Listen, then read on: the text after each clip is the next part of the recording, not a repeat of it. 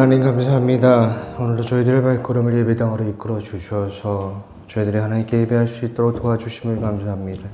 하나님, 저희들의 오늘 이 시간 주님 앞에 나와서 예배하는 이유는 오직 단 하나입니다. 우리를 죄에서 구원하여 주시기 위하여 십자가에 달려 돌아가신 예수 그리스도의 그 희생과 우리를 위하여 아들을 보내서 우리를 죄에서 구원케 하여 주신 하나님의 사랑이 있기에 저희들은 오늘도 예배할 수 있습니다. 저희들이 이 예배를 통해서 우리를 위하여 그 베푸신 그 사랑이 얼마나 큰지를 알게 해주시고, 또한 여전히 아직까지 그 십자가의 사랑을 모르는 자들이 있다면 이 시간 예배를 통해서 또한 말씀을 통해서 그 사랑을 알아주는 믿음을 가지고 구원을 얻을 수 있는 귀한 은혜가 오늘 이 시간 저희들에게 임할 수 있도록 허락하여 주시옵소서. 말씀을 듣고 전할 때에 주님 말씀을 들을 수 있는 귀를 열어주시고 올바른 말씀을 전할 수 있도록 입술을 조장하여 주시옵소서. 감사하며 예수님의 이름으로 기도하였습니다. 아멘. 하나님의 말씀은 로마서 6장 1절부터 14절까지 말씀, 제가 가진 성경은 신약성경 246페이지에 있습니다. 로마서 6장 1절부터 14절까지 말씀입니다. 제가 한 절, 여러분이 한 절, 우리 서로 교독으로 말씀을 읽도록 하겠습니다. 그런즉 우리가 무슨 말을 하리요? 은혜가 더하게 하려고 죄가 거하겠느냐? 그럴 수 없느니라. 죄에 대하여 죽은 우리가 어찌 그 가운데서 살겠느냐? 무릇 그리스도 예수와 합하여 세례를 받은 우리는 그의 죽으심과 합하여 세례를 받은 줄을 알지 못하느냐? 그러므로 우리가 그의 죽으심과 합하여 세례를 받음으로 그와 함께 장사되었나니 이는 한 아버지 영광을 말미암아 그리스도를 죽은 자 가운데서 살리신 것 같이 우리를 또한 새 생명 가운데 하려 함이라. 만일 우리가 그의 죽으심과 같은 모양으로 연합된 자가 되었으면 또한 그의 부활과 같은 모양으로 연합된 죄도 되리라. 우리가 알거니와 우리의 옛사람이 예수와 함께 십자가에 못 박힌 것은 죄의 몸이 죽어 다시는 우리가 죄에게 종노릇하지 아니하려 함이니 이는 죽은 자가 죄에서 벗어나 의롭다 하심을 얻었음이라. 만일 우리가 그리스도와 함께 죽었으면 또한 그와 함께 살 줄을 믿노니 이는 그리스도께서 죽은 자 가운데서 살아나셨음에 다시 죽지 아니하시고 사망이 다시 그를 주장하지 못할 줄 아미로라. 그가 죽으심은 죄에 대하여 단번에 죽으심이요 그가 살아계심은 하나님에 대하여 살아계심이니 이와 같이 너희도 너희 자신을 죄에 대하여는 죽은 자요 그리스도 예수 안에서 하나님께 대하여는 살아있는 자로 여길지어다. 그러므로 너희는 죄가 너희 죽을 몸을 지배하지 못하게 하여 몸의 사욕에 순종하지 말고 또한 너희 지체를 불의의 무기로 죄에게 내어주지 말고 오직 너희 자신을 죽은 자 가운데서 다시 살아난 자 같이 하나님께 드리며 너희 지체를 의의 무기로 하나님께 드리라. 죄가 너희를 주장하지 못하리니 이는 너희가 법 아래 있지 아니하고 의뢰 안에 있습니다. 아멘. 말씀을 잠시 묵상하는 시간, 오늘 우리가 읽었던 6장 1절부터 14절까지 말씀을 잠시 개인적으로 묵상하는 시간을 갖도록 하겠습니다.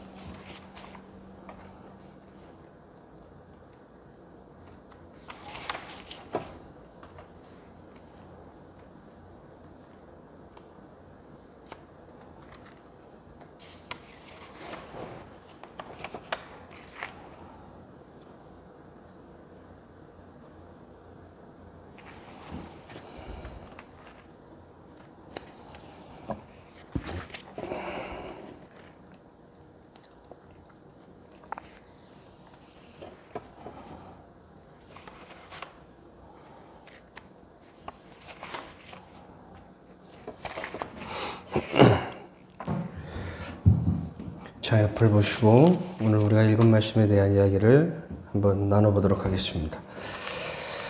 여러분은 율법이 무엇이라고 생각을 하십니까? 뭐 율법 교회를 다니셨던 분들, 오래 교회 다니신 분들은 율법이란 단어를 참 많이 들어보셨을 텐데, 율법이란 뭐 하나님의 말씀이고 우리가 지켜야 하는 말씀과 우리가 하지 말아야 될 말씀으로 기록되어 있는 것을 보통 율법이라고 생각을 하죠. 유대인은 이 율법을 614가지의 조항으로 이루어졌다라고 이야기를 합니다. 그 중에서 지켜야 될 것은 248개이고 하지 말아야 될 법은 365개라고 이야기를 합니다. 우리가 이 613가지를 다 지키면 저와 여러분이 구원을 받을 수 있을까요?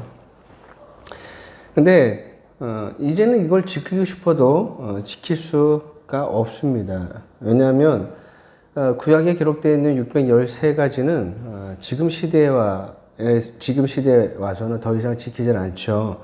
우리는 더 이상 동물을 이용한 제사를 지내지 않고 왕을 따로 세우지도 않습니다. 그리고 특별한 절기를 정해서 뭔가를 해야 되는 그런 시대는 우리가 그런 시대에 살고 있지 않아요. 근데 대부분의 구약이 기록된 613가지는 이와 같은 조항들이거든요. 그래서 이 구약의 율법은 우리가 지키고 싶어도 이제는 지킬 수가 없는 그런 시대에 살고 있죠. 신약에서는 예수님을 율법의 완성이라고 말씀하고 있습니다. 그래서 마태복음 5장 17절 말씀에 내가 율법이나 선지자를 폐하러 온 줄을 생각하지 말라. 폐하러 온 것이 아니라 완전하게 하려 함이라. 아멘. 예수님이 율법을 완성하러 이 땅에 오셨다고 말씀하시죠. 그럼 우리가 예수님의 말씀처럼 예수님이 하셨던 사복음서에 기록된 그 말씀들을 다 지키면, 그렇게 순종하면 저와 여러분이 구원을 얻을 수 있을까요? 예전에 누가 이런 얘기를 했습니다. 교회 목사가 정말 자기가 말한 대로 사는지를 알아보기 위해서 한 가지만 하면 된다고. 뭘 하면 되냐니까 가서 목사의 뺨을 한번 때려보면 알 수 있다라고. 예수님께서 이렇게 말씀하셨죠. 마태복음 5장 39절에 나는 너에게 이르노니 악한 자를 대적하지 말라. 누구든지 내 오른뺨을 치거든 왼편도 돌려대며. 참 어려운 말씀이죠. 그래서 그런 얘기를 한 거예요. 농담 삼아. 가서 목사 싸대기 한번 때려봐. 그 사람이 오른뺨을 돌려대면 진짜 그 사람 믿는 사람일 거야. 우스갯소리로 그런 얘기를 한 적이 있습니다. 참 어려운 말씀이고 대부분의 사람들은 거의 이 말씀을 지킬 수 있는 사람은 없을 겁니다. 순종할 수 있는 사람이 몇이나 될까요? 저는 어렸을 때부터 신앙생활을 모태신앙입니다. 그래서 저는 예전에 율법에 대해서 이렇게 생각을 했어요. 왜 우리가 지킬 수 없는 것을 하나님은 말씀하셨고 예수님은 말씀하셨을까요? 지키면 복을 받고 불순종하면 벌을 받는다는 식의 신앙교육을 아주 오랫동안 받아왔던 저에게 율법이라는 것은 굉장히 부담스러운 거였고 무서운 거였고 두려운 것이었어요. 그리고 나의 자유를 억압하는 것이라고 라는 생각이 강했습니다. 그래서 예전에 제가 설교 시간에 한번 저의 어린 시절에 이 율법에 대한 이야기를 하고 제가 이 율법을 어떻게 지켰는지에 대한 이야기를 말씀을 드린 적이 있죠. 지키면 복을 받고 어기면 징계를 받는. 그래서 내 나름의 해결 방식을 만들어 놓은 적이 있었어요. 그래서 거짓말하면 꿀밤을 몇 대 때린다든지 어떤 잘못을 했을 때는 죄의 크기에 따라서 큰 잘못을 저지르고 작은 잘못을 구분해서 어떤 잘못을 했을 때는 몇 대를 때린다는 식으로 자신에게 스스로가 징계를 내리며 신앙생활을 한 적이 있었습니다. 그렇게 하면 어느 때는 마음이 좀 편해요. 그래도 내가 징계를 내 스스로가 내렸으니까 더 큰 하나님의 징계는 받지 않겠지라는 마음이 있었던 것 같아요. 율법은 저에게 그렇습니다. 지키기는 어렵지만, 그래서 때로는 나의 자유를 억압하는 것처럼 여겨졌지만 지켜야지만 복을 받으니까 어떻게든지 지키려고 했고, 어기면 징계를 받을 수 있으니 늘 무섭고 두렵고 조심해야 하는 그런 것이었습니다. 그런 신앙에서는 진짜 자유를 경험할 수가 없을 겁니다. 저는 신앙생활하면서 내가 자유롭다라고 느껴본 적은 그리 많지 않은 것 같아요. 우리가 지키면 복을 받고 불순종하면 징계를 받는다는 식으로 이런 신앙생활을 하면서 어떻게든 지키려고 하지만 보통 우리들의 신앙을 보면 지키는 것보다 어길 때가 더 많습니다. 아마 10가지의 법이 있다고 했을 때 대부분 9가지는 어기고 겨우 하나를 지킬까 말까일 거예요. 여러분, 율법을 조금 전에 말씀드렸지만 해야 하는 것과 하지 말아야 되는 것으로 구분되어져 있다고 말씀드렸죠. 근데 보통 우리가 이제 생각을 할 때 하지 말라는 것을 할 때 우리는 그걸 불순종이라고 합니다. 예를 들어서 거짓말 하지 말라고 했을 때 거짓말하면 넌 불순종한 거야 라고 얘기를 하잖아요. 그런데 여러분, 해야 하는 것을 하지 않으면 그것도 불순종이에요. 보통은 우리가 불순종하면 하지 말아야 될 것을 했을 때 그때 불순종을 생각하는데 여러분, 불순종은요, 내가 해야 될 것을 하지 않는 것도 불순종이에요. 그래서 예를 들어서 사랑을 하라고 예수님께서 말씀하셨는데 사랑하지 않으면 그거 역시 불순종이에요. 한번 생각해 봅시다. 여러분들이 여러분 삶 속에서 예수님의 말씀처럼 모든 걸 다 순종하셨어요? 해야 하는 것들 다 순종했고 하지 말라는 것들의 말씀에 조심하셨습니까? 어렵죠. 어려운 것이 율법입니다. 율법이라고 하나님의 말씀을 율법으로 딱 규정해버리고 우리가 지키려고 하고 어떻게 조심하려고 하면 굉장히 어려운 수밖에 없고 그만큼 부담이 되는 것도 사실입니다. 그럼 하나님은 왜 우리에게 이런 율법을 주셨을까요? 거룩한 부담을 주기 위해서? 그렇게 살아야만 하니까? 축복을 주시기 위해서? 아니면 누가 믿음이 있고 누가 믿음이 없는지를 구분하기 위해서 율법을 우리에게 주셨을까요? 그렇지는 않습니다. 성경에 기록된 이 율법을 주신 이유는 바로 이런 것입니다. 신명기 10장 13절 말씀에 우리 한번 읽어보도록 하겠습니다. 시작. 오늘 내 행복을 위하여 내게 명하여 여호와의 명령과 규례를 지킬 것이 아니냐. 아멘. 오늘 신명기 10장에 뭐라고 기록되어 있습니까? 우리에게 율법을 주신 이유는 우리의 인간의 행복을 위해서라고 말씀하고 계세요. 우리의 행복을 위해서 하나님이 율법을 주셨다라고 말씀하고 있어요. 그런데 우리의 행복을 위해서 주셨다고 말씀하시면서 예수님은 우리에게 뺨을 맞으라고 얘기하고 계세요. 여러분, 뺨 맞는 게 행복한 일입니까? 아니면 또 산상수에 보면 내 옷을 벗어주라는 말씀도 있는데 내 옷을 벗어주는 게 행복한 걸까요? 하나님의 말씀하시는 행복과 우리가 생각하는 행복이 참 많이 다른 것 같아요. 아무튼 율법은 저와 여러분, 우리 모두 인간의 행복을 위해서 우리에게 주셨다고 말씀하고 있어요. 그러면 여러분, 이 행복, 우리가 어떻게 하면 무엇을 통해 이루고 누릴 수가 있을까요? 자, 누가복음 10장 26절과 27절 말씀입니다. 이번 이 말씀 우리 한번 읽어보도록 할게요. 시작. 예수께서 이르시되 율법에 무엇이라 기록되었으며 네가 어떻게 묻냐. 대답하여 이르되 애망을 다하여 목숨을 다하여 힘을 다하여 뜻을 다하여 주 너희 하나님을 사랑하고 또 내 이웃을 내 자신과 같이 사랑하라 하였나이다. 아멘. 우리로 하여금 행복한 삶을 살도록 우리에게 주신 게 율법이잖아요. 그럼 그 율법을 우리가 어떤 방식으로 이루며 살아갈 수 있느냐? 오늘 말씀하시기를 하나님을 사랑하고 이웃을 사랑함으로써 우리가 행복하게 된다고 말씀하고 계세요. 수많은 율법의 말씀, 구약에 있는 율법의 말씀이 613개인데 이 말씀을 10개로 줄이면 그것이 바로 십계명이에요. 출애굽기 20장에 기록되어 있는 십계명을 살펴보면 먼저는 하나님을 사랑하는 방법에 대해서 4개의 계명이 기록되어 있고 다음으로는 인간을 사랑하는 방법에 관한 말씀이 6개 기록되어 있죠. 자, 그럼 이렇게 생각할 수 있습니다. 하나님을 사랑하는 것이 인간의 행복과 무슨 연관이 있는가? 성경은 우리의 행복이 하나님에게서 나온다라고 말씀하고 계십니다. 출애굽기 20장 3절 말씀이에요. 너는 나 외에는 다른 신을 내게 두지 말라. 아멘. 왜 하나님 외에 다른 신을 두지 말라고 했을까요? 바로 여러분의 행복이 하나님께로부터 오기 때문이에요. 그래서 우리가 다른 신을 섬기지 말아야 하는 거고 만들지도 말아야 하는 거예요. 그런데 인간은 다른 생각을 가지고 있었습니다.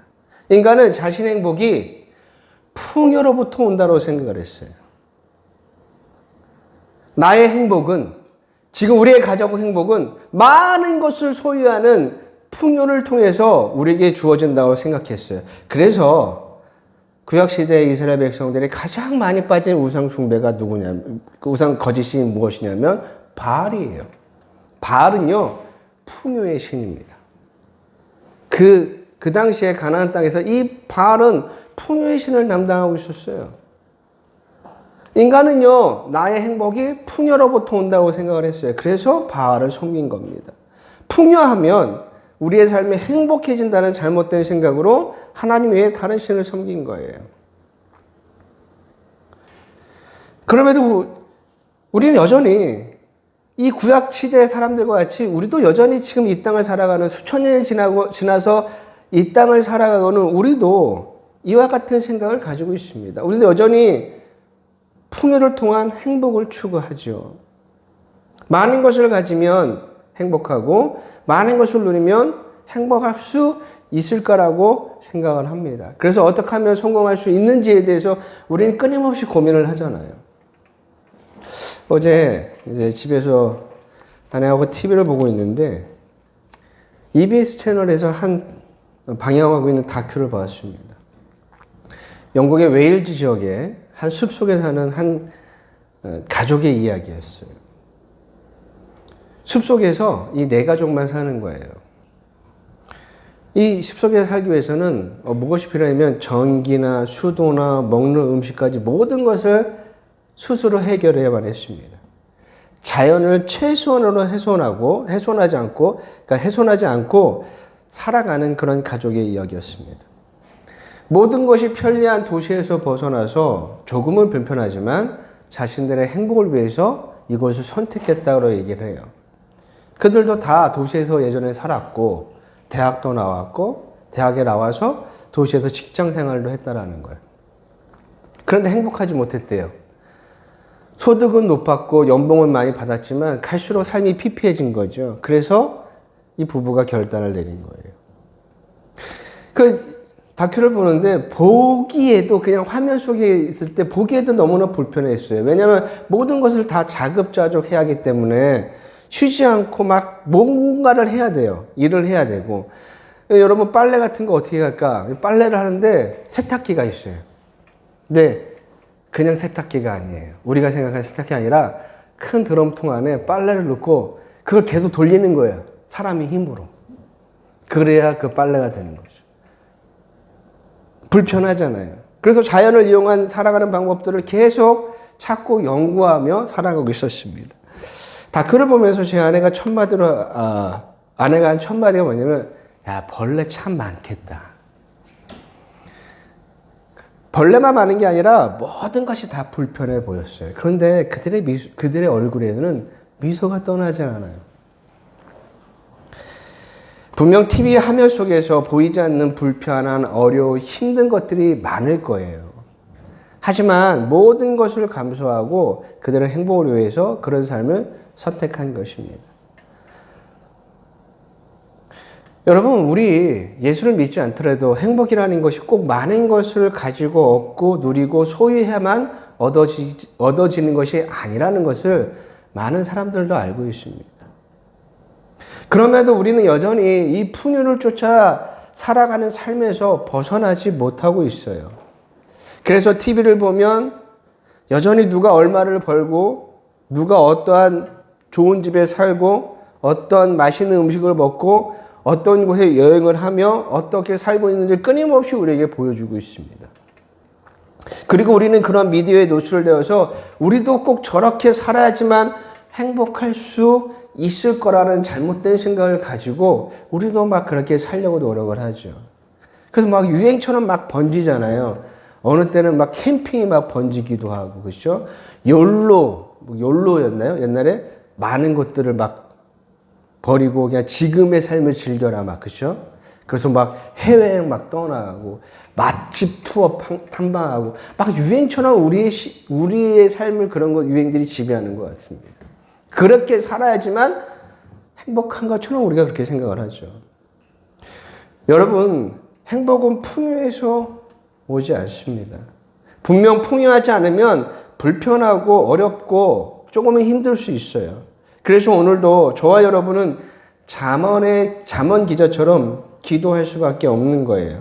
잠언서 30장 8절과 9절 말씀인데 우리 한번 읽어보도록 하겠습니다. 시작. 곧 헛된 것과 거짓말을 내게서 멀리 하시며 나를 가난하게 마옵시고 구하게도 마옵시고 오직 필요한 양식으로 나를 먹이시옵소서. 혹 내가 배불러서 하나님을 모른다 여호와가 눈이랄까 하며 혹 내가 가난하여 도둑질하고 내 하나님의 이름을 욕되게 할까 두려워하매이다. 아멘. 그래서 우리가 이렇게 기도할 수밖에 없죠. 여러분, 행복은 하나님에게서 출발한다는 사실을 십계명을 통해서 우리가 알 수가 있어요. 매일같이 무엇을 얻기 위한 기도, 내 삶의 필요한 풍요를 얻기 위한 기도를 하지 마시고 나의 행복의 출발점인 하나님과 함께 할 수 있는 기도, 내가 행복할 수 있는 하나님의 뜻을 올바로 분별할 수 있는 기도, 내가 행복한 삶을 살아갈 수 있는 하나님의 길을 걸어갈 수 있는 용기와 의지를 달라는 기도가 저와 여러분에게 반드시 필요합니다. 자, 그리고 네 번째 계명에 기록되어 있는 안식일을 생각해 보면 우리는 안식일을 통해서 하나님이 이 세상을 어떻게 창조하셨는지를 기억하는 시간이 됩니다. 그리고 그 창조 주사를 통해서 이 모든 것이 인간을 위한 것이었다라는 사실을 알게 되고 하나님이 얼마나 인간을 사랑하시는지를 알게 되고 하나님이 인간의 행복을 위해서 어떤 일을 하셨는지 그리고 인간의 행복을 위해서 쉼을 먼저 본을 보여주셨다는 사실도 우리가 알게 되는 거예요. 이 모든 것이 다 인간을 위한 것이었죠.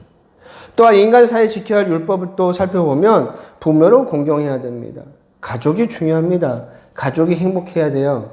가정이 평화롭지 못하고 불행하면 모든 것이 무너질 수밖에 없습니다. 이건요, 우리가 성경을 보지 않아도 우리가 사회에서도 이미 충분히 알고 있잖아요. 또한 살인하지 말라는 말씀을 하십니다. 왜 사람들이 살인을 합니까? 자신의 욕망 때문이잖아요. 더 많은 것을 가지기 위해서 살인을 하고 자신의 욕심을 채우기 위해서 남을 해치잖아요. 도둑질도 마찬가지고 간음이나 거짓말을 하는 것, 남을 탐하는 것 역시 다 마찬가지예요. 다 자기만을 생각하는 이기심에서 비롯된 잘못된 모습입니다. 사람들이 각자 자신만 생각하는 이기심으로 살아가면 이 사회는 혼란스러울 수밖에 없고 공동체는 온전할 수가 없습니다. 이기심으로 인한 경쟁과 다툼과 싸움, 그리고 이래서 발생되는 수많은 아픔과 고통은 인간의 행복을 해치는 요소들이잖아요. 이처럼 모든 사람, 그리고 저와 여러분을 행복하게 하기 위해서 주신 것이 바로 율법이에요. 그럼에도 왜 우리는 하나님의 본래 의도, 우리가 행복한 삶을 살 수 있도록 율법을 주셨는데 그 행복을 누리는 것이 아니라 우리를 구속하고 우리를 힘들게 하고 우리를 어렵게 하고 부담스럽게 하는 것으로 여기고 있는 것일까요? 하나님이 주신 의도와는 정반대로 우리가 율법을 보고 있잖아요. 왜 그럴까요? 그것이 바로 죄 때문입니다. 죄로 인하여 우리는 이 행복을 이룰 능력을 상실하고 말았어요. 그래서 그 죄 때문에 율법이 어렵고, 죄 때문에 율법이 부담스럽고, 죄 때문에 율법이 나의 자유를 구속하는 것처럼 느껴지는 거예요. 죄는 저와 여러분을 이기적으로 살도록 만듭니다. 먼저 네가 살아야 된다라고 얘기하고 있어요. 너 욕심을 채우라고 이야기합니다. 그 죄로 인해서 잘못된 생각으로 만들어낸 잘못된 행복의 길을 여전히 우리는 추구하고 살고 있는 거예요. 죄로 인해서 우리는 길을 잃었고 방향 감각도 상실해버려서 우리 스스로는 행복한 길을 찾을 수가 없습니다. 로마서 1장 28절 말씀에 또한 그들이 마음에 하나님 두기를 싫어하며 하나님께서 그들을 상실한 마음대로 내버려 주사 합당하지 못한 일을 하게 하셨으니, 의를 행할 수 있는 능력, 그래서 행복할 수 있는 능력이 죄로 인해서 상실돼 버린 거예요. 그럼 우리가 어떻게 해야 될까요? 우리는 할 수가 없어요. 죄 가운데 있는 한 우리는 아무것도 할 수 없는 그런 존재입니다. 그런데 여기에 한 가지 이 문제를 해결할 유일한 방법이 하나 있습니다. 그것이 무엇이냐면 바로 구원입니다. 예수님을 믿고 구원을 얻으면 저와 여러분은 의를 행하는 사람이 될 수 있고 풍요와 상관없이 행복해지는 것이, 행복한 삶을 살아가는 것이 무엇인지를 배우게 돼요. 구원이 저와 여러분을 그런 존재로 만들어 줍니다. 로마서 11장 17절과 18절 말씀입니다. 우리 한번 읽어보도록 할게요. 시작. 또한 같이 얼마가 꺾여 있는데 돌을 가난 나무인지라 그들 중에 접붙임이 되어 참 가난 나무 뿌리의 진액을 함께 받은 자가 되었을즉 그 가지들을 향하여 자랑하지 말라. 자랑할지라도 내가 뿌리를 보존한 것이 아니요 뿌리가 너를 보존하는 것이니라. 아멘. 우리는 할 수 없어요. 그런데 구원을 얻으면 내 안에 살아 역사하시는 하나님을 통해 우리가 하는 사람이 되어 내가 하는 것이 아니라 나에게 구원을 베푸신 그 하나님께서 우리 안에 머물면서 우리로 하여금 그 행복한 삶을 살아가도록 만들어주시는 거예요. 그래서 내가 했다라고 자랑할 수는 없지만 할 수 있는 사람이 되는 거예요. 바울도 같은 이야기를 고백하고 있습니다. 또 다른 곳에서 이와 같은 고백을 하죠. 빌립보서 4장 13절 말씀입니다. 내게 능력 주신 자 안에서 내가 모든 것을 할 수 있느니라. 아멘. 예수님 때문에 내가 하는 것이 아니라 예수님 때문에, 예수님의 그 사랑 때문에, 예수님의 그 십자가 때문에 내가 할 수 있는 사람이 되는 거예요. 본문 6절과 7절 말씀입니다. 우리가 알거니와 우리의 옛사람이 예수와 함께 십자가에 못 박힌 것은 죄의 몸이 죽어 다시는 우리가 죄에게 종노릇 하지 아니하려 함이니 이는 죽은 자가 죄에서 벗어나 의롭다 하심을 얻었음이니라. 아멘. 죄에 놓여 있을 때는 우리가 할 수 없는 사람이었습니다. 사랑도 할 수 없었고 행복할 수도 없었어요. 그런데 예수 그리스도의 십자가를 통해 우리가 죄에서 죽은 자가 됐습니다. 죄에서 죽은 자가 되어 죄에서 벗어난 자가 된 것입니다. 그로 인하여 죄로 인하여 할 수 없었던 것을 이제는 할 수 있는 사람이 되는 거예요. 할 수 있는 사람을 넘어서 그것을 즐기는 사람이 됩니다. 로마서 5장 2절 말씀에 함께 읽어보도록 하겠습니다. 시작. 또한 그로 말미암아 우리가 이름으로 서 있는 이 은혜에 들어감을 얻었으니 하나님의 영광을 바라며 즐거워하느니라. 아멘. 할 수 있는 것이 아니라 할 수 있는 사람을 넘어서 이제는 즐거워하는 사람이 되는 거예요. 이것이 구원의 능력이고 은혜인 거예요. 구원이 없으면 율법은 우리에게 부담만 됩니다. 구원이 없으면 율법은 어렵고 힘든 것이에요. 할 수 없는 거예요. 예전에 제가 대학원을 다닐 때 리포트를 쓰기 위해서 한 권의 책을 읽었는데 제목이 율법 그 항원한 은혜라는 제목의 책이었습니다. 너무 오래전에 읽었던 책이라 내용이 잘 기억나지 않아요. 아마 그때에도 그 책이 무슨 내용인지 제대로 파악하지 못한 채 학점을 받기 위해서 그냥 아무렇게나 썼던 것 같아요. 제출만 하면 졸업은 할 수 있으니까요. 그렇죠? 저는 뭐 학점 이런 거 신경을 별로 써본 적이 없어서 학점을 잘 받아본 적도 없고 그냥 뭐 졸업을 하기 위한 리포트를 쓰지 않았을까 하는 생각이 들어요. 그래서 율법 그 항원한 은혜라는 이 책의 내용은 잘 모릅니다. 그런데 제가 이야기를 하는 것은 이 책의 제목이 너무나 좋습니다. 예전에 제가 구원이 뭔지 몰랐을 때, 믿음이 없었을 때 이 책의 제목은 저에게 아무런 공감이나 감동을 주지 못했어요. 그런데 구원을 경험한 사람, 믿음을 통해 구원을 얻으신 분이라면 이 책의 제목에 깊이 공감하실 거예요. 하나님께서 우리에게 주신 그 율법, 하나님께서 우리에게 주신 그 말씀, 그것은 정말로 황홀한 은혜와 같습니다. 정말 우리가 행복하고 이 땅에서 어떻게 하면 행복하게 살 수 있는지를 어떤 방식으로 살아가면 너희들이 이 땅에서 그 행복을 누리며 살 수 있는지를 가르쳐 주는 것이 바로 율법이기 때문이에요. 구원을 통해 율법을 보면 하나님의 말씀은 황홀한 은혜입니다. 하지만 구원이 없는 가운데 보게 되는 하나님의 말씀은 부담이 될 수밖에 없는 거예요. 그래서 우리에게 가장 중요한 건 구원인 거예요. 구원을 얻으면 할 수 있는 능력이 생기고 하고자 하는 의지가 생겨요. 그래서 여러분 우리 신앙생활에 가장 먼저 우선시 돼야 되는 건 구원이고 구원을 받으셔야 됩니다. 그런데 아쉽게도 이 교회 안에는 구원을 모른 채 율법에 순종하는 사람들이 있어요. 그리고 그 율법을 구원이 뭔지도 모르면서 율법을 강조하는 사람들이 있습니다. 여러분 우리가 조금 전에 읽었던 로마서 11장의 그 말씀 다시 한번 여러분 자세히 한번 집에 가서 묵상해 보세요. 바울은 이렇게 얘기를 해요. 우리가 의를 행할 수 있는 것은 내가 아니라 내 능력이 아니라 내가 접붙인 나무에서 나오는 그 진액 때문이라고 얘기하고 있습니다. 말씀하고 있어요. 접붙임이 뭐예요? 구원이에요. 내가 예수님의 포도나무에 접붙임, 구원을 받은 거예요. 구원을 받을 때 우리가 의를 행할 수 있는 거예요. 그래서 우리 신앙생활에 있어서 가장 중요한 건 구원을 얻는 거예요. 구원을 얻으면 모든 의의 문이 열립니다.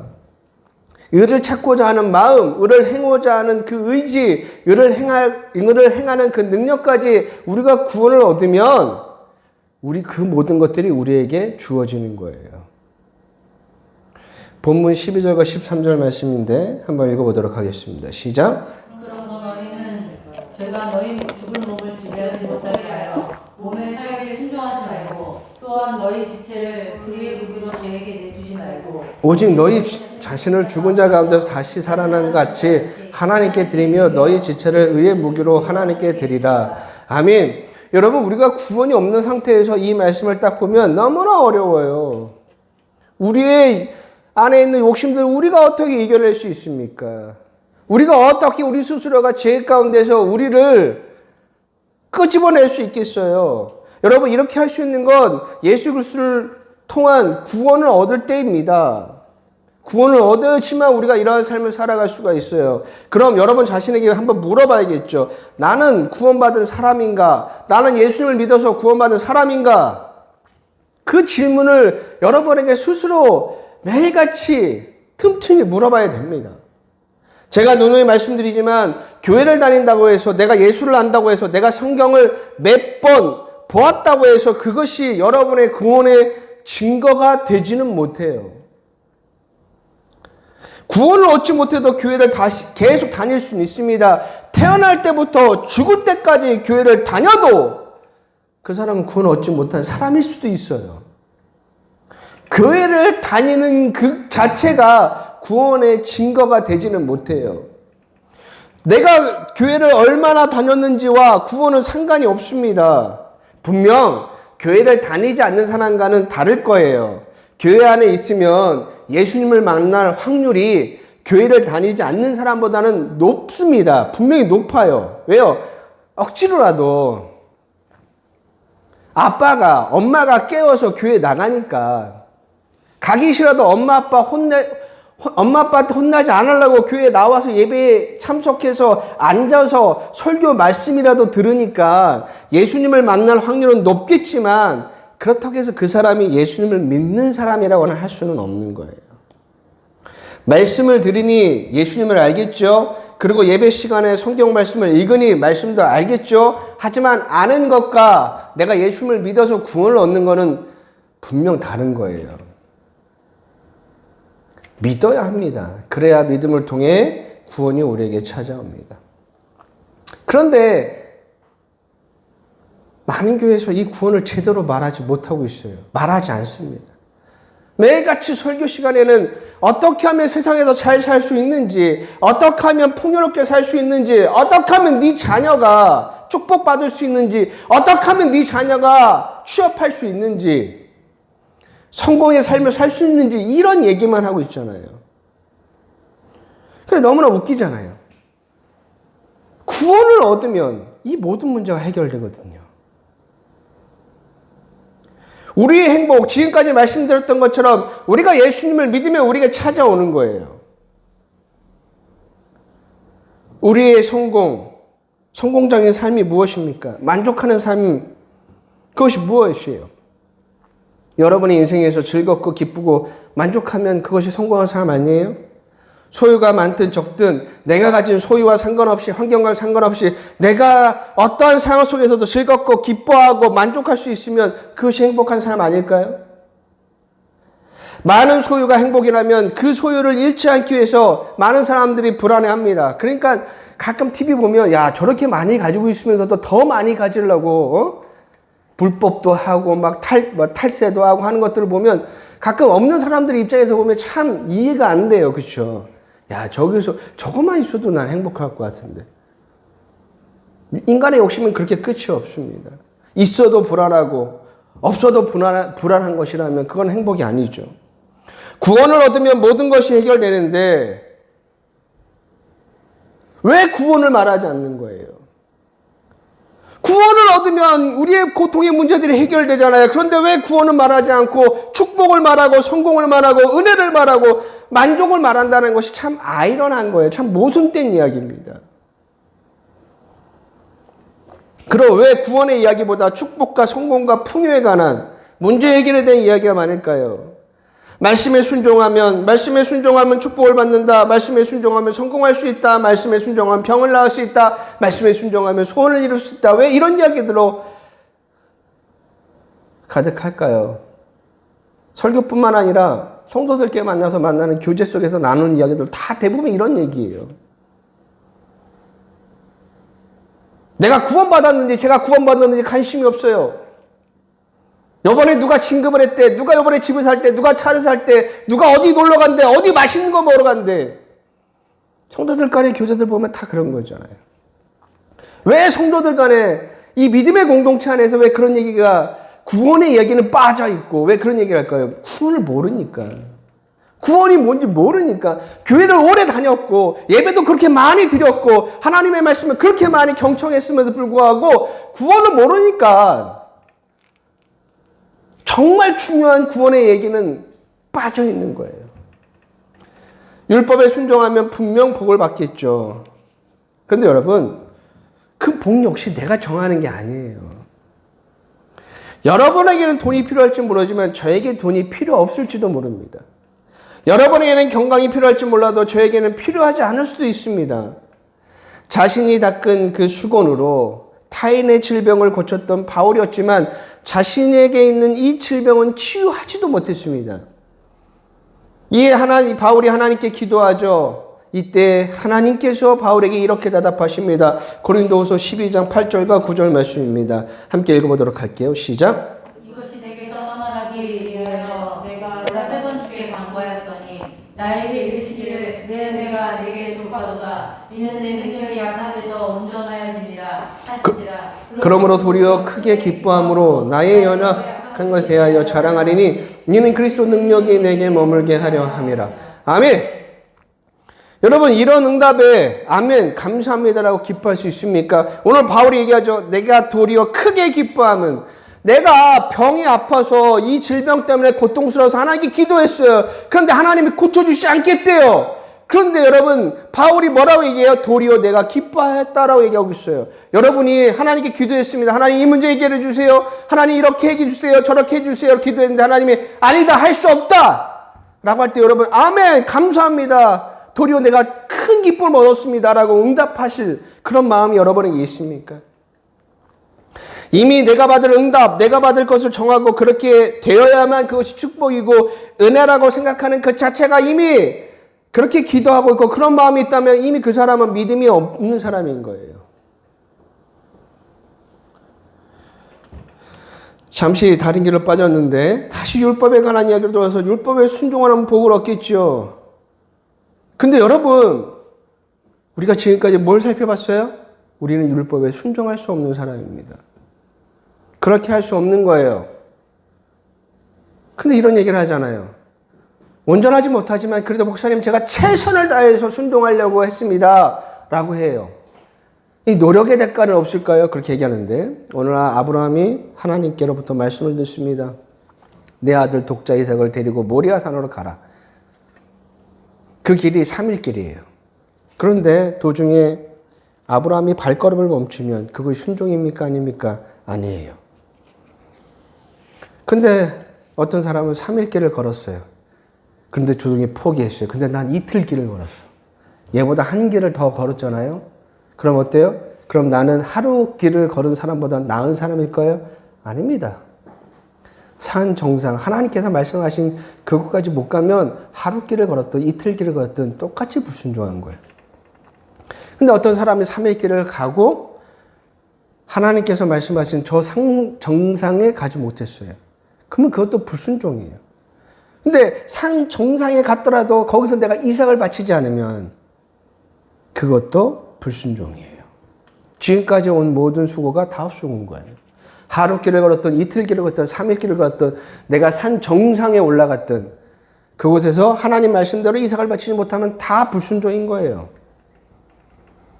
근데 나는 저보다는 이틀 길을 걸었고 난 쟤보다는 3일 길을 걸었고 난 쟤보다는 산 정상까지 올라왔으니까 그래도 내가 저 사람보다 나은 사람 아닙니까? 아니에요. 하나님 앞에는 다 똑같이 불순종한 사람이에요.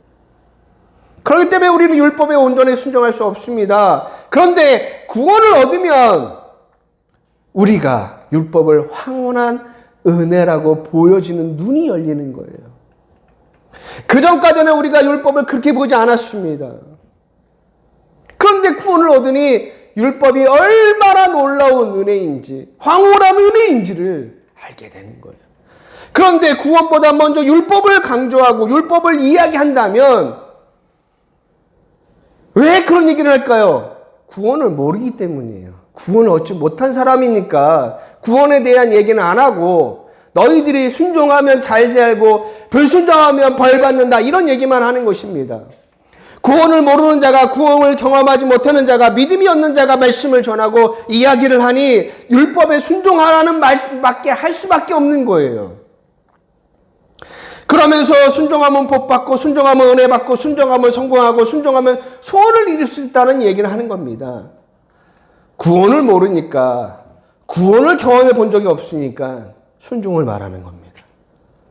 무엇을 순종해야 구원을 얻을 수 있다라고 말하는 사람은 그 사람은 정말 구원을 모르는 사람이에요. 여러분 이단의 특징 하나가 특정 교리를 지킬 때 그 교리에 순종할 때 구원을 얻을 수 있다고 주장합니다. 그래서 구원의 확신이 없는 사람에게 거짓 확신을 심어주지요. 자신들의 교리에서 벗어나지 못하도록 만들고 거짓 확신을 심어주는 거예요. 내가 구원의 구원의 확신이 없었거든. 내가 교회에 막 10년, 20년 다니고 막 집사 되고 내가 권사도 해보고 장로도 해봤는데 구원의 확신이 없었는데 어느 이단에서 이걸 지키면 되면 구원받은 사람이라고 하면 거기 홀라당 넘어가는 거예요. 여러분 우리가 지금대로 살펴본 것처럼 우리는 순종할 수 없는 그런 존재예요. 죄가 해결되지 않으면 우리는 어떤 순종도 할 수가 없습니다. 그래서 가장 중요한 건 저와 여러분이 구원을 얻으셔야 돼요. 그래서 말씀에서는 구원만 선포되어야 됩니다. 그러면 모든 문제가 해결됩니다. 구원을 얻으면 순종하지 못한 사람이 알아서 순종하게 되어 있어요. 내가 예수 그리스도를 통한 믿음을 통한 구원을 얻으면 나의 자유를 박탈하는 나의 자유를 억압하는 율법이 황홀한 은혜로 보여집니다. 구원은 우리 죄와 관련되어 있어요. 그렇기 때문에 저와 여러분의 구원을 얻기 위해서는 내가 어떤 죄인지를 깨닫는 것으로부터 시작이 됩니다. 내가 죄인이라는 사실을 모르면 구원을 얻기가 어렵습니다. 죄인이라고 하면 이렇게 우리가 생각하죠. 율법에 순종하면 죄인이고 죄인은 축복을 얻을 수 없으니 율법에 순종하는 사람이 의인이고 믿음의 사람이고 복을 얻는 사람이라고 말하는 사람은 여전히 죄인이 누구인지 무엇인지 모르는 사람이에요. 죄인은 율법에 순종할 수 없습니다. 내가 어떤 죄인인지를 깨닫는 시간이 저와 여러분들에게 필요해요. 교회를 오래 다니다 보면 말씀을 많이 보시겠죠. 말씀을 많이 보신 분도 계실 거예요. 그러면 여러분이 그 말씀을 통해서 무엇을 보셨습니까? 여러분이 그 말씀을 통해서 내가 의를 행할 수 없다는 사실을 깨달으셨어요? 내가 아무것도 할 수 없다는 사실을 깊이 깨닫고 계셨습니까? 그런 나의 모습을 보셨어요? 나에게 벌어진 이 모든 고통의 문제들이 죄 때문에 라는 사실을 여러분이 깊이 깨닫고 계십니까? 순종하면 이 모든 문제가 해결되는 것이 아니라 구원을 얻으면 이 모든 문제가 해결된다는 그 사실을 깨달으셨다라면 여러분은 구원으로 나아갈 수 있습니다. 순종은 그 다음의 문제예요. 순종은 내가 구원을 얻을 때 구원의 은혜가 나를 변화시켜서 나로 하여금 하나님의 말씀을 즐거워하고 하나님의 말씀을 기뻐하며 순종하는 사람으로 만들어주는 거예요. 내가 죄인이라는 사실을 깊이 깨달았다면 여러분은 분명히 이것을 알게 되실 거예요. 내가 아무것도 할 수 없는 존재구나. 나의 노력은 나를 행복하게 만들 수 없겠구나. 나의 모든 고통의 문제가 죄 때문에 일어난 것이구나. 그걸 깨달았더라면 그 모든 것으로부터 우리를 구원해 줄 예수 그리스도를 바라보시면 돼요. 예수님은 말씀 안에 있습니다. 기록된 말씀이 곧 예수님이에요. 다른 것을 여러분 말씀을 통해 찾지 마시고 말씀을 보라 하니 또다시 우리는 잘못된 것을 찾고 보고 얻기를 원하는데 그러면 안 돼요. 성경 말씀을 통해 우리가 찾고 보고 얻어야 하는 것은 바로 예수 그리스도이십니다. 예수 그리스도를 통하여 죄에 대해서는 죽고 다시 살아날 때 우리는 율법을 간절히 원하는 사람이 됩니다. 하나님의 말씀을 간절히 사모하는 사람이 되어 예수님의 말씀을 간절히 사모하는 사람이 됩니다. 그래서 왜 애통하면 복을 얻게 되는지, 왜 가난하면 복을 얻게 되는지, 구원을 얻으면 오리를 가자 하며 심리를 가게 되는지, 속옷을 달라 하면 왜 겉옷까지 내어줄 수 있는지, 사랑하면 그것이 얼마나 행복한지, 이기심보다 이타심이 얼마나 나를 감격스럽게 만드는지를 분명히 경험하시게 될 거예요. 구원이 그래서 중요한 거예요. 구원 없는 신앙생활은 아무 의미가 없습니다. 그 어떤 것보다 구원이 우리에게 필요합니다. 본문은 예수 그리스도의 십자가를 통해서 우리가 죄에서 구원을 얻을 수 있음을 계속해서 강조하고 또 강조합니다. 여러분 로마서를 보시면 별거 없어요. 우린 죄인이고 예수 그리스도를 통해서 우리가 구원받았고 믿음을 통해 믿으면 우리 모두가 구원을 받고 구원을 받은 사람에게는 이러한 놀라운 변화가 찾아온다는 것을 계속 말씀하시고 강조할 뿐입니다. 우리는 죄인입니다. 그래서 어떠한 선한 것도 이룰 수 없어. 늘 고통의 문제 속에서 그 고통의 문제, 어려움 속에서 만족하지 못하고 공허와 허무 속에 무언가로 나를 채우기 위해서 애쓰는 그런 삶을 살았죠. 그런데 예수 그리스도께서 우리를 죄에서 구원하여 주셨습니다. 그분의 죽으심과 그분의 다시 사심이 우리를 죄에서 죽고 의인으로 다시 살게 하셨습니다. 여러분은 예수님을 믿으셔야 돼요. 그리고 죄에서 구원을 받으시길 바랍니다. 그러면 여러분의 남은 인생이 달라집니다. 말씀을 통해 여러분 자신을 보시길 바라요. 그리고 말씀을 통해 나를 구원하신 예수 그리스도를 만나시길 바랍니다. 그 가운데 나에게 찾아온 믿음을 통해 구원을 받으시는 우리 모든 성도 여러분이 되시기를 주님의 이름으로 축복합니다. 오늘 이 시간, 우리 들었던 말씀을 기억하며 함께 기도하도록 하겠습니다.